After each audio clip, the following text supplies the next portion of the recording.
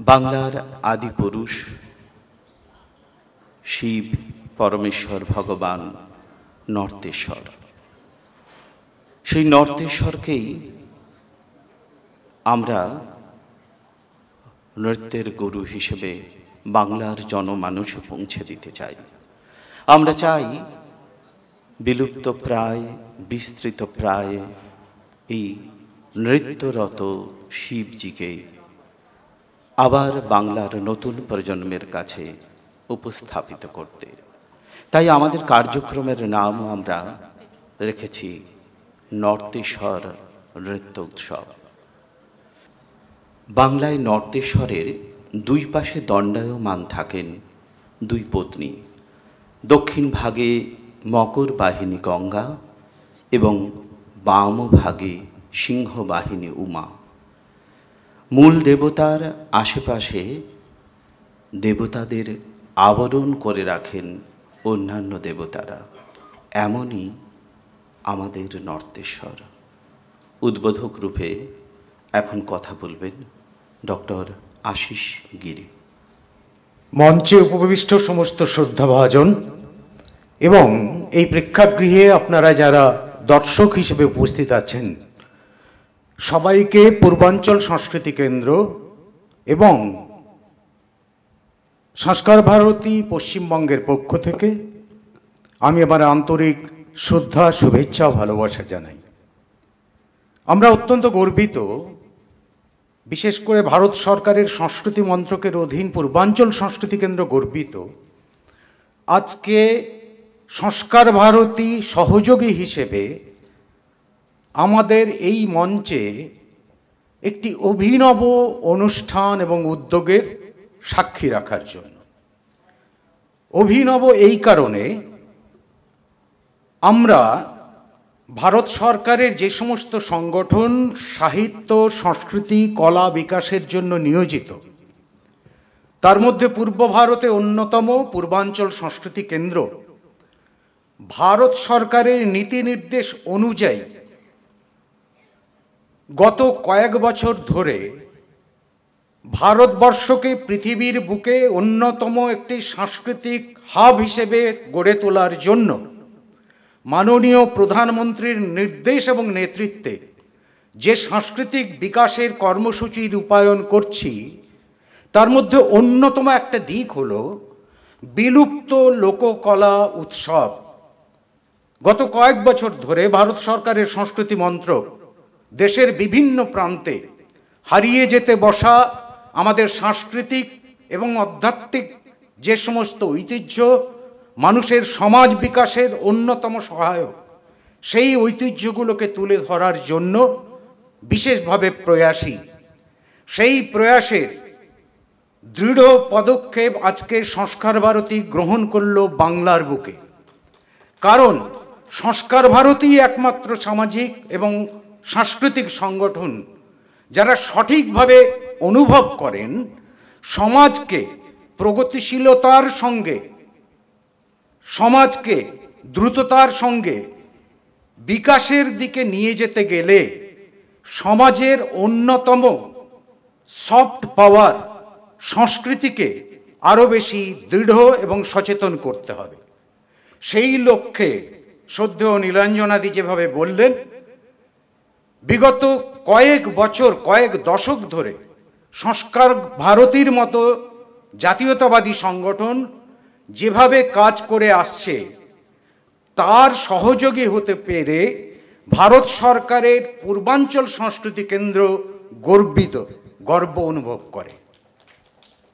আমরা যারা সংস্কৃতি কর্মী তারা বিশ্বাস করি ভারতীয় সংস্কৃতির মূল মন্ত্র হচ্ছে ভারতীয় অধ্যাত্মবাদ। যে অধ্যাত্মবাদের মধ্যে নিহিত আছে সমস্ত সাংস্কৃতিক উপাদান। পাশ্চাত্য সংস্কৃতির আগ্রাসনের ফলে সমগ্র ভারতবর্ষে তথা উত্তর পূর্ব এশিয়ায় যে আগ্রাসন আমাদেরকে পাশ্চাত্য এবং আরবীয় সংস্কৃতির চাপে ভারতীয় ভূখণ্ডের বিকাশবাদী, অধ্যাত্মবাদী, সচেতন সুশীল সংস্কৃতির বিকাশকে অবদমিত করতে চেষ্টা করেছিল, বর্তমান ভারতবর্ষ, বিকশিত ভারতবর্ষের দিকে এগোনো ভারতবর্ষ সেই সংস্কৃতিকে সারা বিশ্বের ক্ষেত্রে অন্যতম সংস্কৃতি হিসেবে পরিগণিত করতে বদ্ধপরিকর। সেই বদ্ধপরিকর হওয়ার লক্ষ্যেই আমরা চাই অধ্যাত্ম নির্ভর সাংস্কৃতিক ঐতিহ্য তা আরও বেশি করে মানুষের সামনে উপস্থাপিত হোক। নৃত্য এমন একটি শৈল্পিক উপাদান যার মধ্যে শুধুমাত্র শিল্প নিহিত নয়, তার মধ্যে অন্যতম শক্তি হচ্ছে তার অধ্যাত্ম চেতনা। সমগ্র ভারতবর্ষকে যদি দু ভাগে ভাগ করি, উত্তর এবং দক্ষিণ ভারত, তাহলে আমরা দেখব দক্ষিণ ভারতে শৈব আরাধনায় মূল যে রূপ আমরা দেখি বা ভাবি তা হচ্ছে নটরাজ। আর আমাদের পূর্ব ভারত এবং উত্তর ভারতে শৈব ভাবনার যে মূর্তিকে আমরা কল্পনা করি তার মধ্যে অন্যতম হচ্ছে নর্তেশ্বর।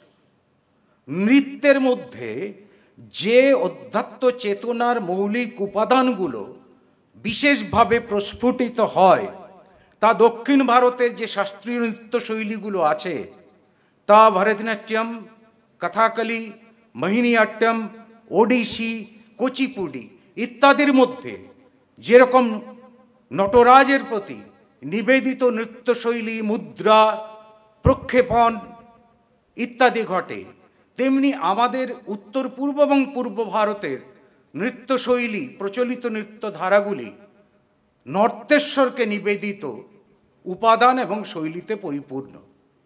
তাই সঠিক অর্থেই আজকে সংস্কার ভারতী এই মঞ্চে দাঁড়িয়ে নর্তেশ্বরের পুনর্জাগরণ করল বাংলার বুকে, এটা অত্যন্ত গর্বের সন্ধ্যা, আজকে গর্বের দিন। এবং শেষ কথা বলবো আমি, বাংলা সমগ্র ভারতবর্ষের ক্ষেত্রে সাংস্কৃতিক রাজধানী হিসেবে নিজেকে প্রতিষ্ঠিত করতে পেরেছিল শুধুমাত্র কথার কথাই নয়। বাংলার নিজস্ব সাংস্কৃতিক ঐতিহ্য যা সর্বভারতীয় ক্ষেত্রে মহামূল্যবান, তার অধ্যাত্মবাদী সাংস্কৃতিক চেতনাকে অবদমিত করে বাঙালি এবং বাঙালি জাতিসত্তার সাংস্কৃতিক ঐতিহ্যকে একটি অন্য দেশ আরবায়নের মধ্য দিয়ে শ্রেষ্ঠ বাঙালিত্বতে প্রমাণ করার চেষ্টা করেছিল এবং করে চলেছে, যা আজকের দিনে আমাদের কাছে একটা অন্যতম বিপদের সংকেত।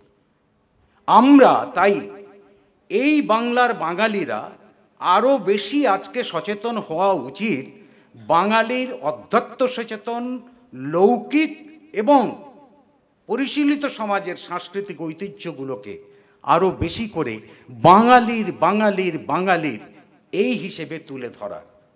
তবেই গিয়ে আমরা বাঙালির শ্রেষ্ঠত্বটাকে কিছুটা হলেও আমাদের করায়ত্ত করতে পারব।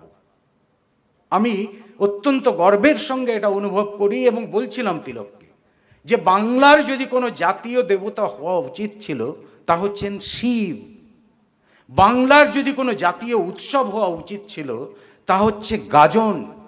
বাংলার এমন কোনো গ্রাম নেই যেখানে গাজন উৎসব পালিত হয় না, গম্ভীরা পালিত হয় না, যেখানে শিবের মন্দির নেই, শিব পূজিত হন না, শিবের উৎসবকে কেন্দ্র করে নৃত্যাদি পরিবেশিত হয় না।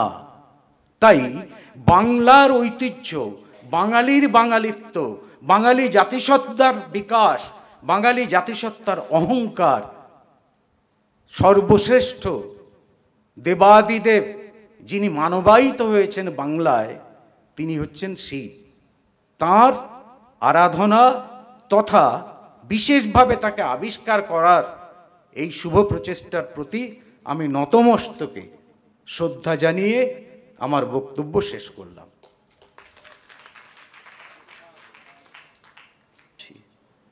আমাদের মধ্যে উপস্থিত আছেন সংঘের অখিল ভারতীয় प्रचार प्रमुख माननीय श्री सुनील अंबेकर जी। अंबेकर जी प्लीज़ कृपया आइए और हम लोग को आशीर्वाद दीजिए। सुनील अंबेकर जी। संस्कार भारती के द्वारा लगातार जो एक पहल देश भर में हो रही है और यहाँ बंगाल में कोलकाता में भी पूरे परिश्रम के साथ ये प्रयास चल रहा है, इसके लिए मैं बहुत बधाई देता हूँ और बहुत सारी शुभकामनाएं देता हूँ। कला हमारे संस्कृति का एक अभिन्न ऐसा अंग है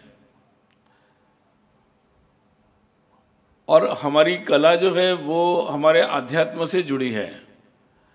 मतलब एक तरह से आध्यात्मिक साधना के कई रूप है, उसमें एक कला साधना है और उसमें नृत्य साधना भी उसी का एक महत्वपूर्ण अंग है। और हम अपनी जो आध्यात्मिक साधना में भगवान शिव को आदि मानते हैं, मतलब सबसे पहले, या जिनका कोई आदि नहीं है, मतलब वो कब से है कैसे है पता नहीं, लेकिन वो है और वो सर्वत्र है। तो उनके ही द्वारा हमारे मनुष्य के जीवन में ये कला जो है, संगीत, नृत्य, नाट्य, ये सब का उद्भव जो है वो उन्हीं के द्वारा हुआ है। और इसलिए ये केवल कला साधकों के देवता नहीं है, वो कला साधकों का एक नृत्येश्वर एक स्वरूप है। नटराज जैसे एक स्वरूप है, वैसे उसी स्वरूप को हम नृत्येश्वर भी कहते हैं।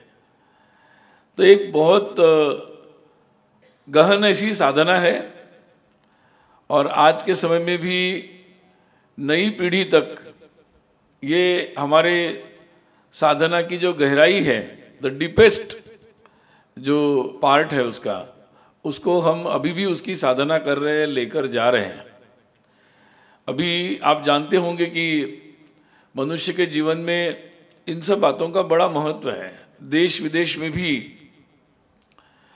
अब धीरे धीरे उसका जो आध्यात्मिक स्पिरिचुअल पक्ष है कि जिससे हम एकदम जैसे ध्यान साधना से जो प्राप्ति कर सकते हैं वैसे ही कर सकते हैं, इसका धीरे धीरे आभास अब दुनिया के बाकी देशों में लोगों को भी हो रहा है। और इसी कारण से हमारे जो इतने सारे प्रकार है उनके प्रति एक आकर्षण, और उनको ऊपरी तौर पर नहीं तो उसके मूल स्वरूप में जाकर समझने का एक आकर्षण बढ़ रहा है।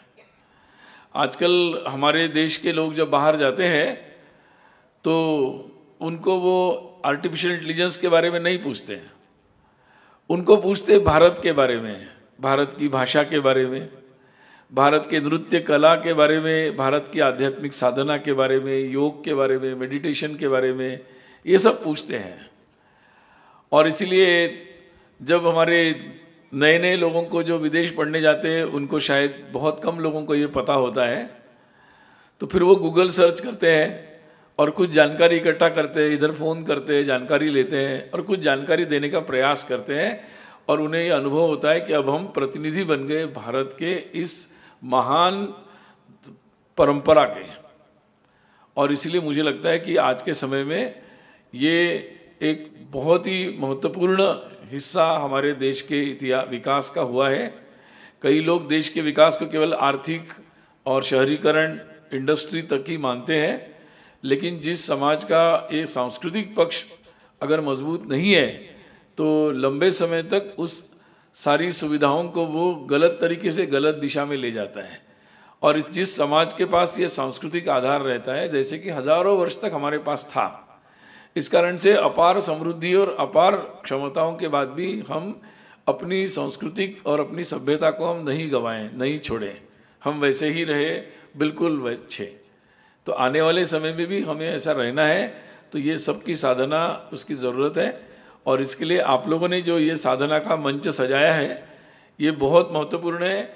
शायद हो सकता है कि तुरंत सब लोगों को भारतवर्ष में समझ में न आए, लेकिन ये ऐसी बात है कि आज नहीं कल इसका धीरे धीरे महत्व सबको धीरे धीरे समझ में आएगा। और चाहे न चाहे इससे हमारे देश के लोगों का, हमारी परंपरा का नाता कभी भी टूट नहीं सकता। इसलिए जो भी इसकी साधना करते हैं वो राष्ट्र की सेवा करते हैं। और इसके लिए मैं ऐसे सारे कला की सेवा में रत सभी लोगों को प्रणाम करता हूँ। बस आपको बहुत सारी शुभकामनाएं। এমন বিদগ্ধজনদের উপস্থিতিতে নর্তেশ্বর নৃত্য উৎসবের প্রথম সত্রের কার্যক্রমের আমরা বিরতি দেব সংস্কার ভারতীর প্রথা মেনে ধন্যবাদ জ্ঞাপনের মাধ্যমে। বলবেন সুভাষ ভট্টাচার্য। নমস্কার, শুভ সন্ধ্যা। পূর্বাঞ্চল সংস্কৃতি কেন্দ্র নিবেদিত এবং ভারতীয় সংগ্রহশালা এবং Maulana Abul Kalam Azad Institute of Asian Studies এদের সহায়তায় আজকের এই নর্তেশ্বর উৎসব পালিত হচ্ছে। প্রথমেই কৃতজ্ঞতা জানাবো আজকের দর্শক মণ্ডলীকে, যারা তাদের অমূল্য সময়ের থেকে কিছুটা সময় বের করে নিয়ে ব্যয় করে আজকের এই সুন্দর সন্ধ্যায় উপস্থিত হয়েছেন। কৃতজ্ঞতা জানাই সমস্ত বৈদ্যুতিন চ্যানেল এবং সাংবাদিক বন্ধুদের, যারা আজকে এখানে উপস্থিত হয়েছেন আমাদের এই অনুষ্ঠানটি প্রত্যক্ষ এবং প্রচার করার জন্যে। আমাদের এই অনুষ্ঠানে আজকে যারা উপস্থিত হয়েছেন, বিম্বাবতী দেবী, পারমিতাদি, আশিসদা, সৌরভদা, আমাদের অখিল ভারতীয় অধিকারী সুনীলজি, আমাদের প্রান্ত সংঘচালক জয়ন্তদা, নীলাঞ্জনাদি এবং ন্যাশনাল লাইব্রেরির ডাইরেক্টর অজয় প্রতাপ সিং, তাদেরকেও কৃতজ্ঞতা জানাই। তারা আমাদের এই মঞ্চকে শোভিত করেছেন। সবশেষে আমাদের এই যে গ্রন্থটি আজকে প্রকাশ হলো, বঙ্গ সংস্কৃতির আদি পুরুষ নর্তেশ্বর, এই যে সব শিল্পী স্কলাররা তারা ছবি এঁকেছেন, তা সেগুলি প্রশংসার যোগ্য। তার প্রদর্শনীও আমরা 3টের সময় উদ্বোধন করেছি। তাদেরকে অভিনন্দন জানাই, শুভকামনা জানাই এবং আগামী দিনেও আমরা তাদের সহযোগিতা পাব এই আশা রাখি। আমাদের আজকের অনুষ্ঠানের প্রথম পর্বে সংস্কার ভারতীর প্রায় 70 জন শিল্পী সমবেত সঙ্গীত পরিবেশন করেছেন, তাদেরকে অভিনন্দন জানাই।